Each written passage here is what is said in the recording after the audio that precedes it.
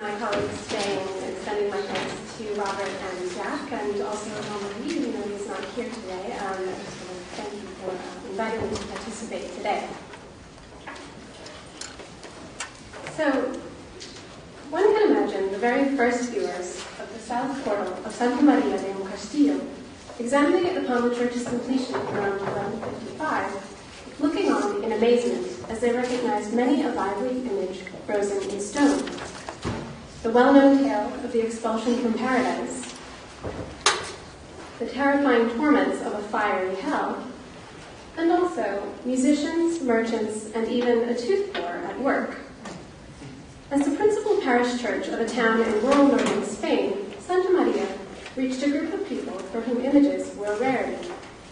But while the architectural sculptor's initial impact would doubtless cause a stir, these carvings would have had special potential to shape the spectator's experience throughout the course of his or her life.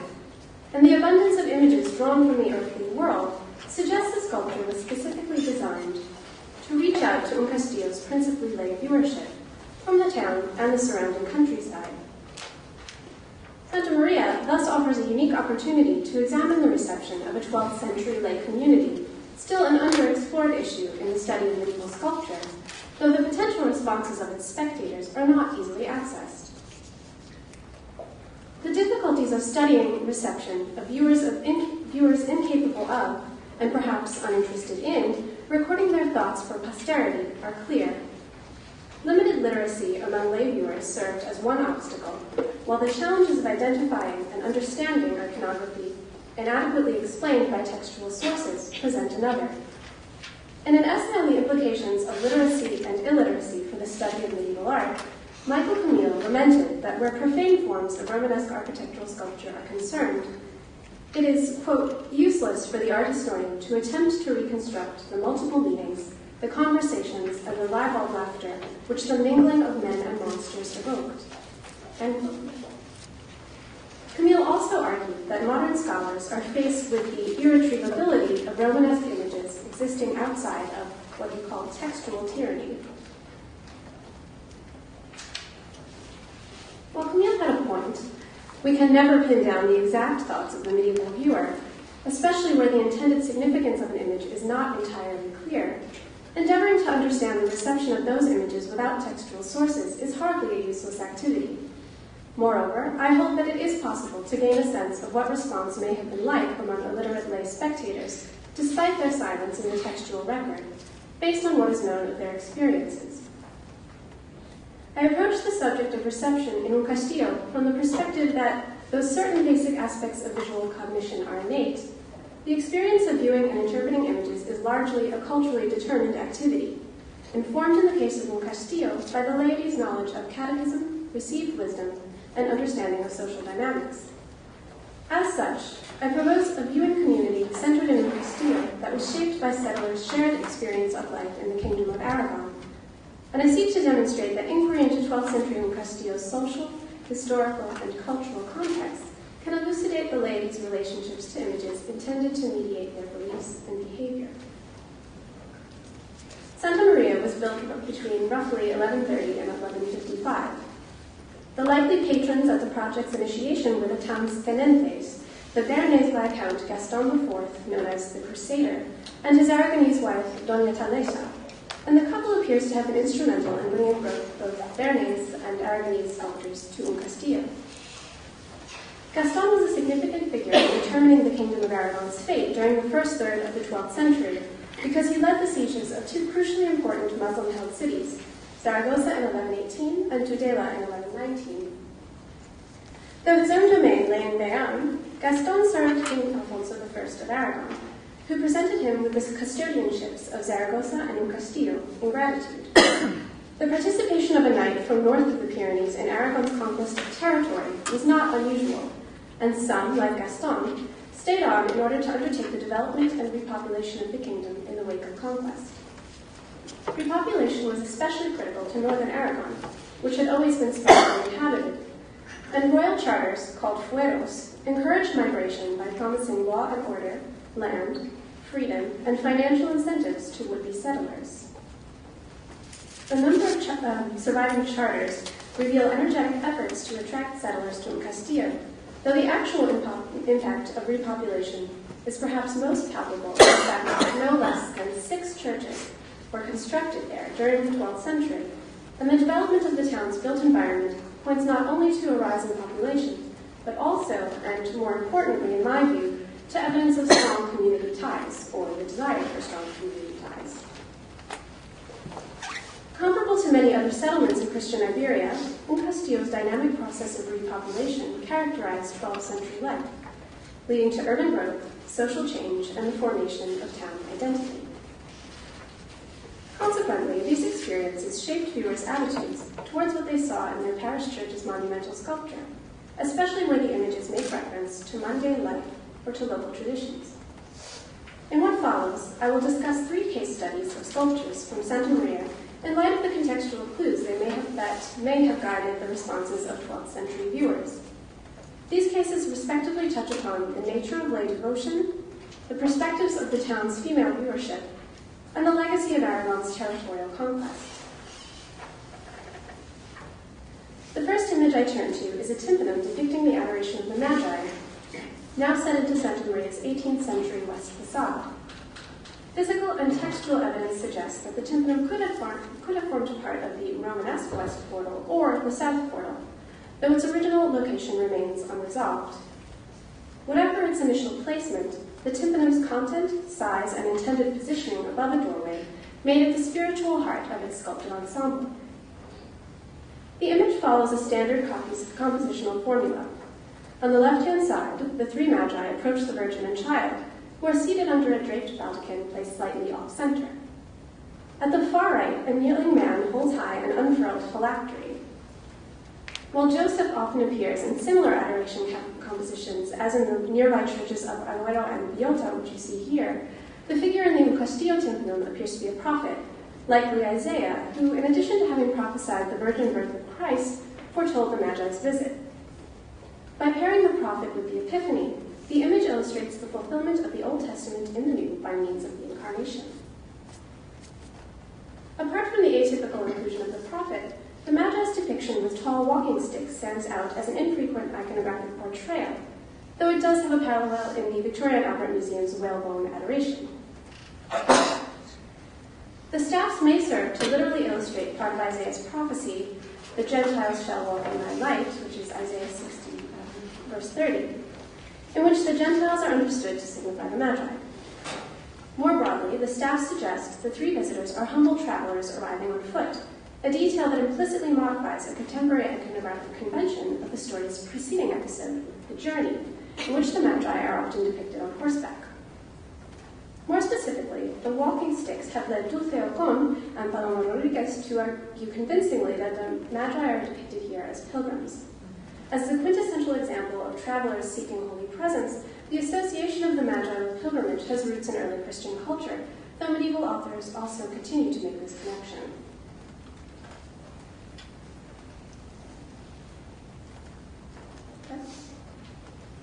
But why would the Uncastillo Magi have been depicted as pilgrims? The immediate relevance of pilgrimage to Uncastillo is questionable. Santa Maria has never served as a shrine, and no relics have ever been recorded in the church's possession. Its location with respect to the Camino de Santiago, the pilgrim's road to the shrine of St. James at Santiago de Compostela, is far enough that it was never a stop along the main thoroughfare, though it is possible that pilgrims from southern and eastern Aragon passed through Uncastillo on their way to Compostela or to other northern shrines. And the 13th century frescoes in the Church of San Juan de Uncastillo depict a number of pilgrims in traveling gear surrounding an image of St. James. This mural has been very enthusiastically restored, which you can sort of get the idea from looking at it. This mural could have served as a vote of commemorating a wealthy local's successful journey, though it may also have exhorted locals to take up pilgrimage as a means to salvation. And this last interpretation is also possible for the Santa Maria tympanum. Oops, sorry, not there yet. There does, however, seem to be more to this tympanum than its potential function as an advertisement for pilgrimage, and in this respect it is comparable to the journey to Emmaus relief from the northwest pier of the cloister of Santo Domingo de Silos, which depicts Christ as a pilgrim to Compostela with a scrip and a scallop shell. Like Uncastillo, Silos is somewhat off the beaten path with respect to the Camino de Santiago, and its connection to Compostela, which is emblematized in the scallop shell, is not obvious, though the idea that the image has little to do with physically going to Compostela remains compelling. A classic interpretation of the Emmaus reliefs connects it to the idea of spiritual pilgrimage, in which monastic viewers could embark empathetically upon a mental journey of spiritual progress inspired by the travelers to Emmaus, and Aline Forsyth connected this to the monastic impulse to imitate the lives of Christ's disciples via the Vita Apostolica. Viewed in this light, the Silos relief's reference to Compostela serves less as evidence of pilgrimage traffic and more as a metaphor for faith and redemption that embraces the contemporary phenomenon to make its point. The Uncastillo Magi might be interpreted similarly, with the local phenomenon of pilgrimage serving to further contextualize the already familiar figures of the Magi and bring the viewer closer to the ideal to be imitated. Christ and the apostles were not the only holy persons considered worthy of imitation, and the Magi were described as models of faith and humility to be followed, as Julian of Basile, who we've already heard about today, explicitly stated in his mid-12th century sermon on the Epiphany. Perhaps lay audiences were similarly exhorted to view the Magi as models of behavior, either as paragons of faith, exemplars of humility, or givers of gifts, though even if there was no command to imitation from the pulpit in Uncastillo, as there was in contemporary Basile, lay viewers might have found it easy to relate to the Magi in the Timpanum because they were described in familiar terms. The viewer's ability to relate to and even identify with the Magi may have been made even stronger by another factor, that of the Magi's status as foreigners, an aspect that was highlighted visually during the earlier Middle Ages, as I'm showing in the ivory in the lower portion of the screen, but this is something that was no longer expressed typically in the iconography of the 12th century. Given the relevance of migration to the Kingdom of Aragon, and indeed to Uncastillo, which received several royal charters promoting settlement in the town, the Timpanum's clear allusion to the Magi's journey, implying their arrival from the east, may have resonated particularly among viewers, bringing them spiritually closer to the figures they observed in stone. In this light, the traveling Magi of the Timpanum, coming from the east to bear witness to a transformative event in Christian history, may have offered a parallel to those migrants seeking, among other more worldly things, to help strengthen the hold of Christianity in a formerly contested land. In the case of this particular image, which highlights the Magi's mobility through the emblem of the walking sticks, viewers able to identify with the Magi, and thus aspire to their positive qualities, was enhanced by contemporary phenomena of displacement through pilgrimage and migration. Apart from the Church's biblical depictions, viewers' ability to identify with imagery also seems to have played a crucial role in reception of its many profane forms, though unlike the Magi of the Timpanum, many of these images were not intended for imitation. Several such depictions focus on some kind of moral transgression, and their understanding relies on the viewer's recognition of their negative qualities. Such images often had wider implications beyond the condemnation of sin that could resonate particularly with the townsfolk, especially where images were linked with notions of social order.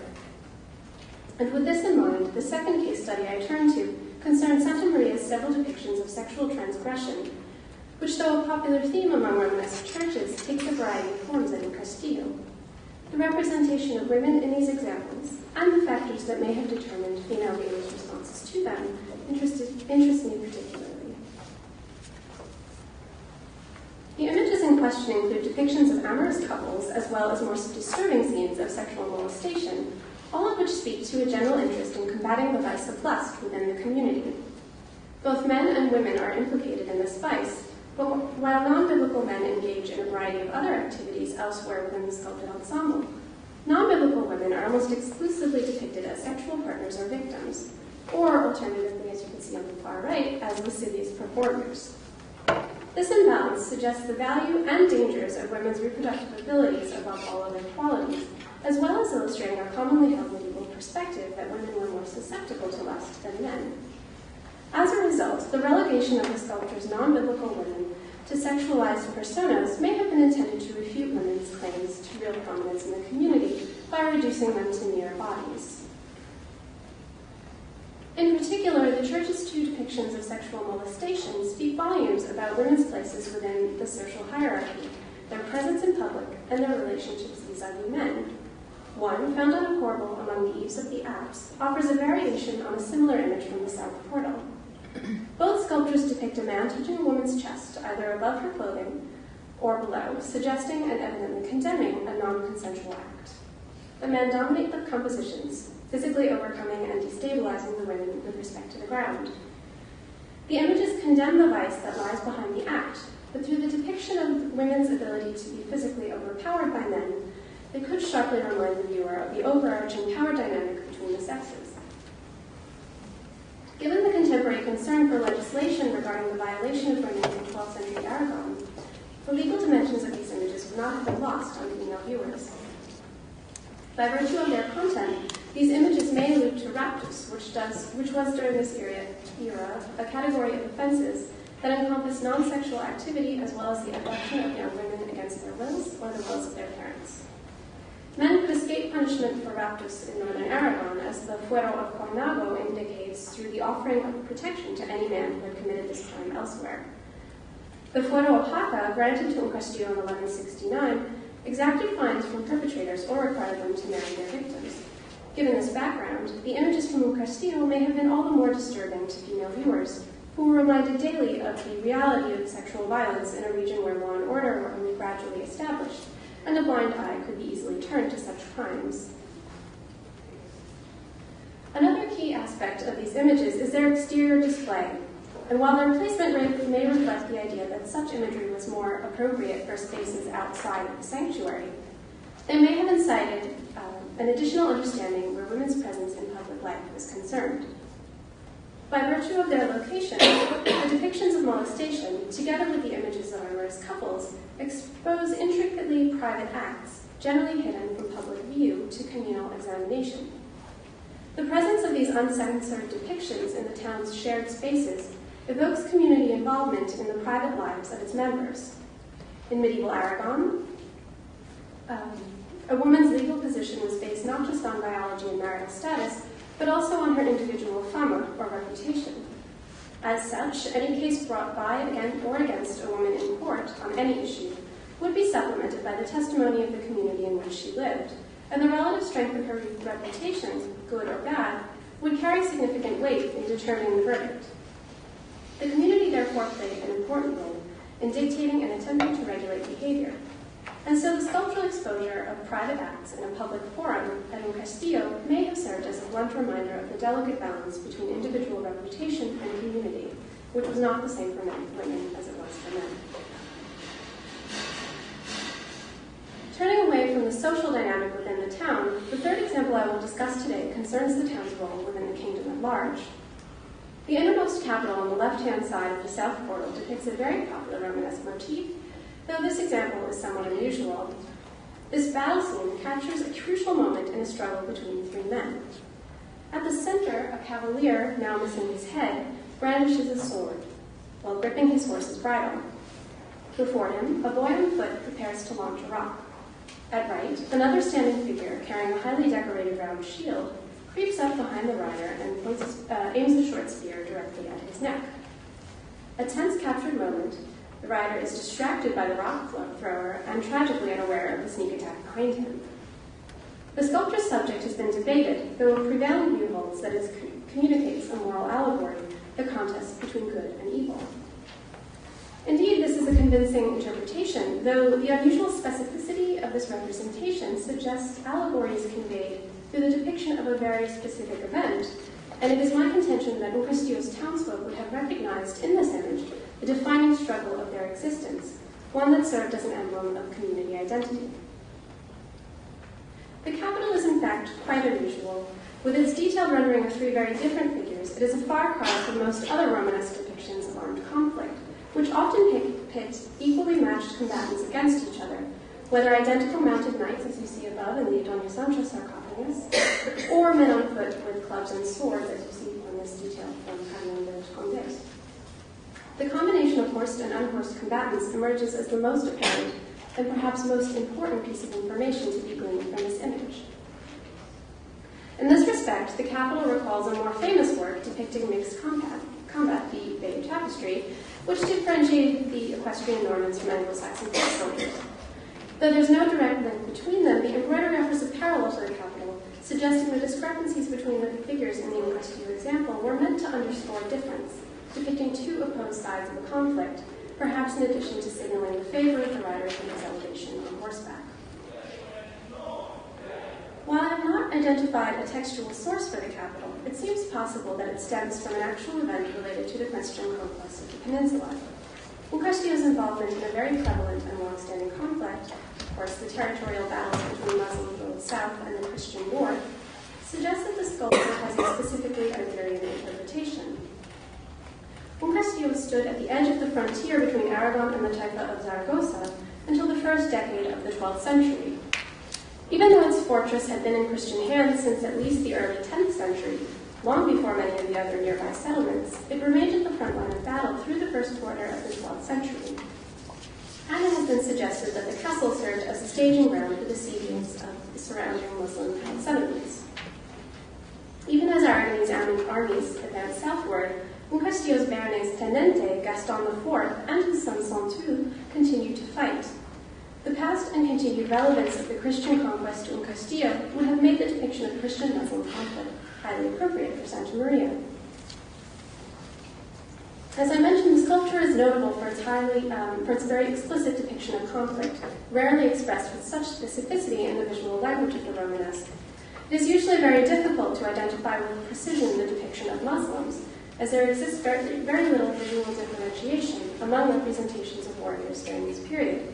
But a recent discussion of this capital by Inés Montero Arias makes a convincing case for its depiction of Christian-Muslim conflict, based in part on the right-hand warrior's armaments, which are similar to depiction in Estella of the Muslim warrior Perratore, a villain from the Song of Roland. And this identification is also based in part on the figure's sneak attack, which derives from literary depictions of Muslim warriors as literally backstabbing. The capital appears to form part of a group of images designed to commemorate battle and perhaps even a specific person, since it does link conceptually to the two other capitals on the same side of the portal. Immediately to the left, two lion fighters pry open the jaws of their mounts. At far left, a third capital depicts on one side funeral rites performed for a mature man, while on the other side, two angels lift his soul, a homunculus, to heaven. The funeral and heavenly ascent capital may depict the mature male warrior about to be attacked from the image of combat, whose valor and virtue may be celebrated through the paired lion fighters. As an ensemble, the capitals use the rhetoric of crusade and redemption to memorialize death in battle, perhaps even hinting at martyrdom, which is a central theme in two of Uncastillo's other Romanesque churches, San Lorenzo and San Felipe. Moreover, the image of Uncastillo could have functioned as a call to arms, locating the incentive to fight in the warrior's salvation. While I have begun to think it possible that the sculptures memorialize a certain person, and perhaps the Tenente Gaston, who died at around 1130, it also seems possible that Uncastillo's inhabitants saw in this imagery aspects of their own experiences, since local warriors could have identified personally with the doomed rider, while others would surely have recognized the image's implications of sending soldiers to war, receiving news from the front lines, and commemorating the dead. The unifying nature of the shared experience of war, displayed in the public space of the portal, suggests the three sculptures together may have inspired a sense of local pride among Christian viewers, connecting the town's 12th century growth with its past militancy and with the contributions of its heroic locals. The town of Uncastillo had no patron saint to rally behind, as some towns had local saints that suffered martyrdom, performed miracles, or otherwise transformed the urban population, but they did have access to conquering knights, tenentes, kings, and other heroes whose participation in holy war transformed the kingdom and led to social stability. The sculpture's memorialization of earthly combat and heroism would have bound viewers to their church, to their hometown, and to each other. In conclusion, the reception of Santa Maria de Uncastillo seems to have taken on a variety of forms dictated by the images. It could have included a personal engagement with the imagery, inspiring imitation, though the links between image and viewer could also enhance the sculpture's moral significance, inspiring recognition without imitation. Santa Maria illustrates very well Walter Kahn's observation that Romanesque art offered greater challenges to its viewership than ever before, challenges augmented by the complexity that social organization gained over the course of the 11th and 12th centuries. Nonetheless, Uncastillo's 12th century lay viewers were equipped with a visual literacy particularly attuned to the contemplation of Santa Maria's sculpture. The relationship between viewer and image was predicated on the viewer's ability to recognize and respond to elements of themselves, and also their community and the wider known world within these images. While exegesis in the most academic sense of the term might have been out of the viewer's grasp, a hermeneutical process informed by parochial education and lived experience was available to contemporary lay viewers. As a result, the lay spectator's ability to identify with the subjects of the sculpture, either personally or as part of a parochial or urban community, would have rendered images even more effective, and as such, identification constitutes a key element of response. The potential for mirroring between viewer and image at Uncastillo paved the way for a high level of engagement with the carved form, suggesting that the role of the visual arts in Uncastillo went beyond a didactic function to instill in viewers a sense of place within the community.